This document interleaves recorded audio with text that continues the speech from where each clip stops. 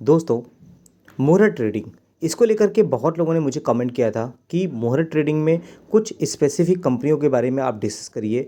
और जो लोग नए होते हैं मुहूर्त ट्रेडिंग को लेकर के उनका जो सोच होती है वो अलग होती है, जो एक्सपीरियंस्ड होते हैं उनकी सोच अलग होती है। बेसिकली मुहूर्त ट्रेडिंग को लेकर के मैं हर साल आपके लिए वीडियो लेके आता रहता हूँ। कुछ स्पेसिफिक कंपनियां हैं जो मैंने पहले भी डिस्कस की हुई हैं और आने वाले वीडियोस में भी कवर करता रहूँगा। लेकिन ये वीडियो इम्पोर्टेंट क्यों है? क्योंकि इस वीडियो में हम कुछ इंपॉर्टेंट पॉइंट को डिस्कस करने वाले हैं। क्या चीज़ें हैं जो आपको मुहूर्त ट्रेडिंग के टाइम पे करनी चाहिए और क्या चीज़ ऐसी हैं जो आपको नहीं करनी चाहिए। कौन सा स्टॉक है जिसको आपको फोकस में रखना है और साथ ही साथ टाइमिंग क्या होगी मुहूर्त ट्रेडिंग की। तो सब कुछ हम इस वीडियो में डिस्कस करने वाले हैं। तो वैसे तो अगर मुहूर्त ट्रेडिंग के बारे में अगर कहा जाए तो एक शुभ मुहूर्त होता है जिसमें हम किसी भी शेयर को खरीदते हैं या सेल करते हैं। लेकिन इसको लेकर के लोगों का जो सोच होती है वो अलग होती है। बहुत लोग सोचते हैं कि एक ऐसा समय होता है जिसमें स्टॉक में ज़बरदस्त तेज़ी देखने को मिलती है। लेकिन ये सोच एकदम गलत है, क्योंकि अगर आप प्रीवियस ईयर के मुहूर्त ट्रेडिंग का टाइम देखोगे तो आपको भयंकर वॉलेटिलिटी भी देखने को मिलेगी। कुछ स्टॉक में तेज़ी होती है, कुछ स्टॉक में गिरावट भी देखने को मिल जाती है। लेकिन बहुत लोग अगर ये सोचते हैं कि मुहूर्त ट्रेडिंग के दिन में हमें सिर्फ बाई करना चाहिए, तो ऐसा नहीं होता। मैं स्पेसिफिकली अगर आप देखोगे तो आपको हमेशा बाई करता हुआ नहीं दिखूंगा। हमेशा मैं ये प्रेफरेंस देता हूँ कि कुछ ऐसे स्टॉक को बाई किया जाए जो कहीं ना कहीं लॉन्ग टर्म के लिए मुझे होल्ड करने हो, अगले 10 साल के लिए, 15 साल के लिए। यही इंटेंशन के साथ में ही मुहूर्त ट्रेडिंग में स्टॉक को खरीदता हूँ। हाँ, ऐसा नहीं है कि मैं बल्क में खरीद ले रहा हूँ। अगर मार्केट की सिचुएशन अच्छी नहीं है, मार्केट में या तो बहुत तेज़ी है, दोनों ही कंडीशन में अगर मुझे कोई स्पेसिफिक स्टॉक बाई करना है तो उसके लिए मैं सिर्फ एक कंपनी को खरीदना ही कहीं ना कहीं अच्छा मानता हूँ। क्योंकि इसमें क्या होता है, फोमो नहीं आना चाहिए। तो अभी के टाइम पे अगर आप देखोगे तो प्री सेशन की बात करते हैं तो 1:30 बजे से लेकर के 1:45 बजे तक का ये प्री सेशन आपको देखने को मिलेगा। प्री ओपन सेशन बात करें तो, और 1:45 से लेकर के 2:45 तक की मार्केट हमें ओपन होता हुआ दिखेगा। तो यूजुअली अगर आप देखोगे पिछले साल में मुहूर्त ट्रेडिंग का टाइमिंग क्या था, इवनिंग का टाइम हुआ करता था। लेकिन इस बार हमें टाइम चेंज होता हुआ दिख रहा है। तो ये जो सत्र है लगभग 3:05 तक में चलता हुआ दिखेगा। और इस ड्यूरेशन में आप चाहो तो स्टॉक को बाई कर सकते हो, सेल कर सकते हो। लेकिन अगर आप ये सोचते हो कि इस ड्यूरेशन में आप बाई कर लोगे और आप बहुत बड़े मल्टी बैगर रिटर्न बना लोगे, या आप सेल कर दोगे इमीडिएट तो आपको अच्छे पैसे बन जाएंगे, तो ऐसा आपका सोच गलत होती है। आपकी सोच के अकॉर्डिंग मार्केट नहीं चलता है। कभी कभी आप अगर सोचोगे कि स्टॉक में तेज़ी होगी, उस स्टॉक में आपको करेक्शन भी देखने को मिल सकती है। तो मैं तो प्रेफरेंस जैसा ये देता हूँ कि एक स्टॉक में खरीद लेता हूँ एज अ मुहूर्त के तौर पे, या तो मैं किसी स्टॉक को बेच देता हूँ एज अ मुहूर्त जो अच्छा टाइम है। कहीं ना कहीं हमें दोनों ही चीज़ें करनी चाहिए। तो आप चाहो 2 स्टॉक खरीदो, और कोई ऐसा स्टॉक है जो परफॉर्मेंस नहीं कर रहा है, आप चाहो तो उसको एक स्टॉक शेयर भी कर सकते हो या तो सेल कर सकते हो। शेयर करने का बात नहीं है, आप सेल कर सकते हो। चलिए, और हम अगर बात करें कि मार्केट कितने टाइम ओपन रहेगा, किस दिन ओपन रहेगा, तो अगर आप देखोगे तो 21 को आपको देख मिलेगा दिवाली की छुट्टी है। तो 21 को ही मुहूर्त ट्रेडिंग हमें देखने को मिल रही है।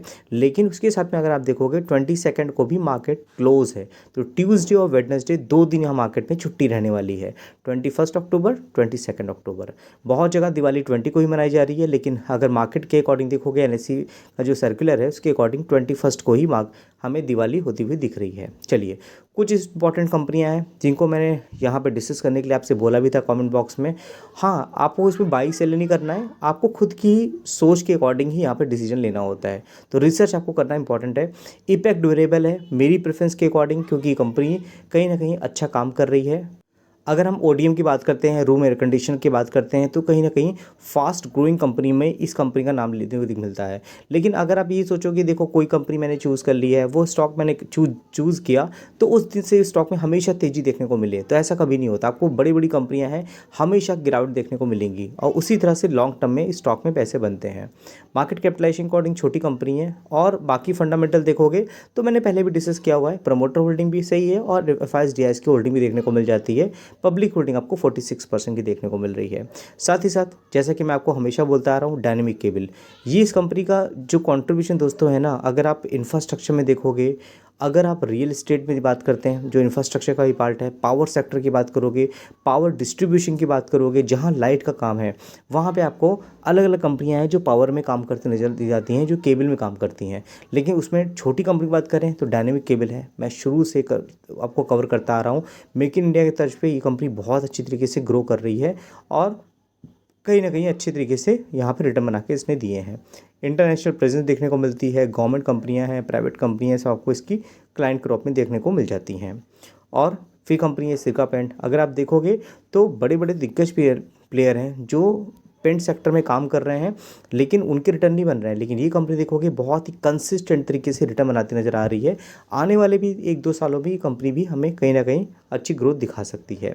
बाकी फंडामेंटल मैं आपको क्या बताऊं, फंडामेंटल सारी कंपनियों के अच्छे ही हैं। पहले भी हम डिस्कस किए हैं। प्रमोटर होल्डिंग में 65% के हैं। FISDS की होल्डिंग भी अच्छी है। पब्लिक होल्डिंग भी 28% तक की देखने को मिल जाती है। फिर दोस्तों बात करते हैं केन्स टेक्नोलॉजी। देखिए, मैं क्या है कि कंपनी बहुत छोटे लेवल पे थी, तब से हम डिस्कस करते आ रहे हैं। आप देखोगे यहाँ पर the first of for India Kaynes technology ship 900 MCM to USA। तो USA की तरफ से कितना भी टैरिफ बढ़ रहा है, कुछ हो रहा है, लोग निगेटिव हैं, लेकिन जो कंपनियां काम कर रही हैं, जो लोग एक्सपोर्ट कर रहे हैं, वो कहीं ना कुछ सब्सिट्यूट तो ढूंढ ही लेते हैं। तो अपना काम उनको बंद नहीं करना है, उनको कहीं ना कहीं आगे ऑप्शन चूज़ करना होता है। सेंको गोल्ड की बात करते हैं। गोल्ड के प्राइस तो आसमान छू रहे हैं, लेकिन कहीं ना कहीं सेंको गोल्ड भी थोड़ा गिरावट देखने को मिल रही है। लेकिन अगर बिजनेस वाइज देखोगे तो ऑर्गेनाइज तरीके से कंपनी काम करती है। और आपको पता ही है, ज्वेलरी सेक्टर में ऑर्गेनाइज प्लेयर आपको कम देखने को मिलते हैं, लेकिन ये कंपनी कहीं ना कहीं नंबर ऑफ स्टोर बढ़ा रही है और काम भी अच्छी तरीके से कर रही है। तो अगर ज्वेलरी सेक्टर में आपको अच्छी कंपनियों की तलाश करनी है तो सेंको गोल्ड एक अच्छी कंपनी है। आपको कौन सी कंपनी अच्छी लगती है मुझे कमेंट बॉक्स में लिखिएगा। तो यहाँ पर मोटर होल्डिंग भी अच्छी हैं, FISDS की होल्डिंग भी अच्छी है, पब्लिक होल्डिंग भी 15% तक की आपको देखने को मिल जाती है। तो दोस्तों आई होप ये वीडियो आपके लिए हेल्पफुल हुआ होगा। हमारे एप्लीकेशन को आपने डाउनलोड नहीं किया है तो एप्लीकेशन जो डाउनलोड कर लेना। वहाँ पे दिवाली पे कुछ पोर्टफोलियो है, मैं आपको डिस्कस करने वाला हूँ। कुछ स्मॉल कैप माइक्रो कैप कंपनियाँ हैं, आप उनको डाउनलोड करोगे हमारी एप्लीकेशन को, और जो भी वीडियो आप देखोगे उसमें कहीं ना कहीं आपका लॉन्ग टर्म में प्रॉफिट बनने के चांसेस होते हैं। तो एप्लीकेशन डाउनलोड करिए और हमारे व्हाट्सएप चैनल के साथ जुड़िए। फिर मिलते हैं नेक्स्ट वीडियो में, तब तक के लिए थैंक यू।